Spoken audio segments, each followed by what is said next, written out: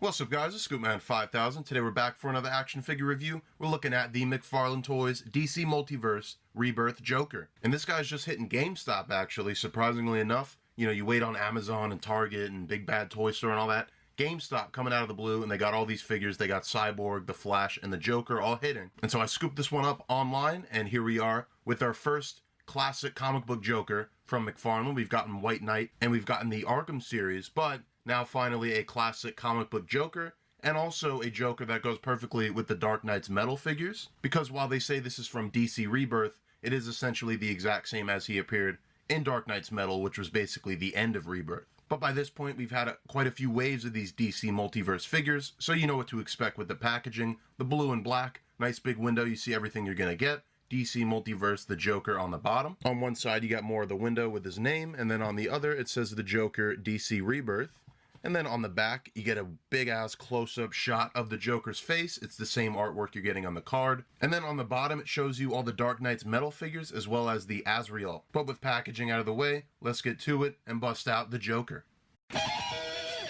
And you already know, with every DC Multiverse figure, you get the McFarlane Toys figure stand with the DC logo on there. And then you also get the trading card, and this one is unique because it's a really close-up shot of the Joker's face from Rebirth. If you look at the other trading cards, they're usually like a big wide shot, but this one's right in on his face. On the back, it says this one comes from Justice League number 8 from 2018. His real name is unknown. And then the read-up says, once a small-time crook, the Joker fell into a vat of chemicals that turned his skin white, his hair green, and his lips red, like a crazed clown. His crimes always involve pranks and jokes, ending with twisted punchlines that are only funny to the Joker. He may look like he's clowning around, but this guy is bad news for Batman, trademark, and Gotham City. So the trading card will be added to my stack of DC Multiverse trading cards so far. And then he's got two other accessories that are actually for the figure. So the first one is a crowbar, and both accessories here are casted in just like a silver pearly plastic, and they look a little cheap to me. The crowbar maybe could have been red or painted in some spots or something like that, but what we get is just a basic looking crowbar. And then the other one is a little bit cooler, but again could have used some paint. We got his long pistol.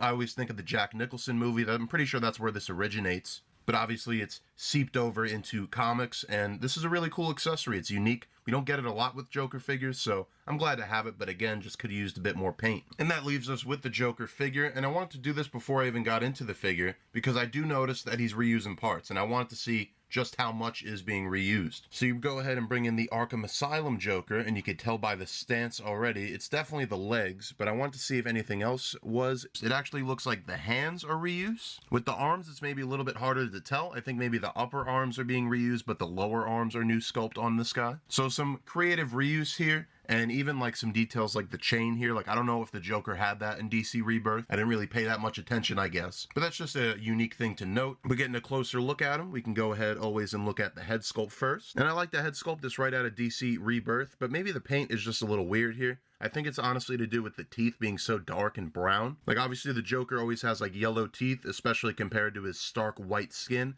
but they're just a little too dark here. It's almost like you don't even see them. But I will say, like most other McFarlane Toys figures nowadays, the paint is really clean, and the sculpt's always going to be good. And the main thing I notice about this figure is how good the colors are. They absolutely pop off the shelf. And that makes me excited to actually get more figures that aren't necessarily Batman or in that line of characters, because other characters have a lot brighter comic book colors. And again, here the paint is fairly clean. I shouldn't say fairly, it is very clean. You can see maybe a little bit on top of the flower here, or maybe a little bit in the shirt. But compared to most every other figure in the $20 price range, this is pretty excellent paint work for the, you know, limited amount that there actually is on the figure. But I think all that just adds to the iconic comic book look here, the very clean aesthetic and the bright clean colors on them. And that leads us down into those lower legs, which are almost completely reused. So you got the waist here, and then the legs, you see the chain sculpted on. It's painted a little bit differently than that Arkham one, but it's definitely a design element carried over from that sculpt. And then I am pretty sure that these shoes are new. They're different from the ones on the Arkham Joker, but similar amounts of detail. They're just done in a solid black. And overall, that's it for the aesthetic look at the Joker.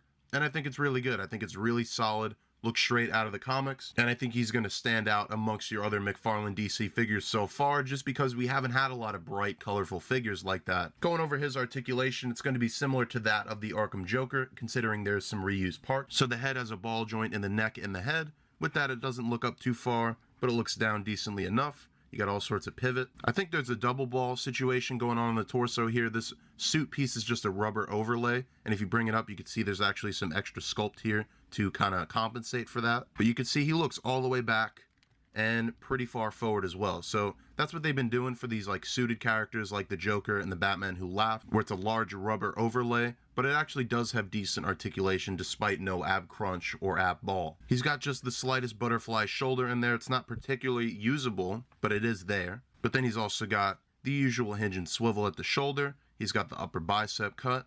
Very good double jointed elbow carried over from that Arkham figure. And then the hands on those McFarlane ball joints, but it's hidden pretty well because of the way his cuffs are designed. The legs have that McFarlane leg articulation system. You can get a good look at that. So it goes back about that much, it goes all the way out, and it goes forward that much. You got a double jointed knee, almost going all the way.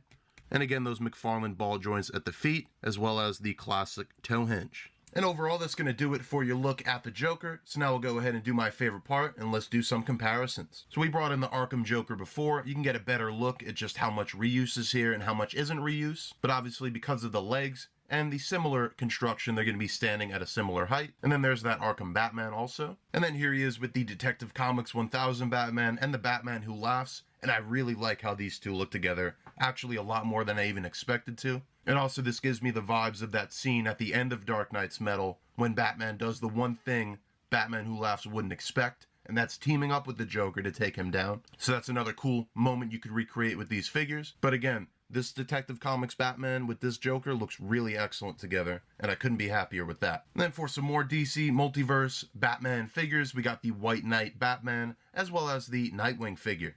And then finally, if you wanted to put him with your Dark Knight's Metal figures, here he is with the Grim Knight and the Devastator. And overall, that's going to do it for your look at the Rebirth Joker. And I like this guy way more than I actually thought I would. I think my only actual complaint is that the accessories really need some paint. But other than that, this is just a really beautiful, solid color, striking version of a classic Joker. And I think really the only thing that makes him a modern Joker is that head sculpt. And if you're a customizer, you probably got Joker head sculpts laying around you could swap this out with. So I think you get a really solid, excellent Joker. That Arkham Joker was probably one of the best articulated figures, and that's the same thing here with this Rebirth Joker. So let me know what you guys think of this figure. Are you going to be picking him up, and are you excited? What do you think of DC Multiverse so far? If you're a fan of this stuff, we've covered a bunch of DC Multiverse already. We looked at the Dark Knight's Metal figures, and we looked at the Azrael Batman, as well as the Chase Batman a few months back. Also, we looked at the McFarlane Baraka and McFarlane Doom Slayer Doomicorn.